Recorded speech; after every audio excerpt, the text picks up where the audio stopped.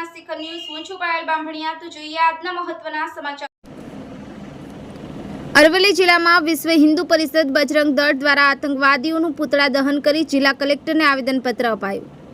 જમ્મુ કાશ્મીર કટરા શિવખોડી ખાતે હિન્દુ યાત્રાળુ ઉપર આતંકવાદી હુમલો કરી 10 યાત્રાળુઓની મોતને ઘાટ ઉતાર્યા હતા, જેનો ભારતભરમાં ગહેરા પ્રત્યાઘાતો પડ્યા હતા। આતંકવાદી પ્રવૃત્તિને જડમૂળથી ખતમ કરવા ભારત સરકારના મહામહિમ રાષ્ટ્રપતિજીને સંબોધી અને વિશ્વ હિન્દુ પરિષદ દ્વારા અરવલ્લી જિલ્લા કલેક્ટર પ્રશાસિત પરીખને આવેદનપત્ર આપવામાં આવ્યું। તેમજ મોડાસા 4 રસ્તા પર આતંકવાદીનું પૂતળા દહન કરી આતંકવાદનો વિરોધ કરવામાં આવ્યો, જેમાં અરવલ્લી જિલ્લાના વિશ્વ હિન્દુ પરિષદના સંજયભાઈ ભાવસાર સહિત જિલ્લાના કાર્યકર્તાઓ હાજર રહ્યા હતા। બ્યુરો ચીફ અલ્પેશ પટેલ, સત્યના શિખર ન્યૂઝ, અરવલ્લી।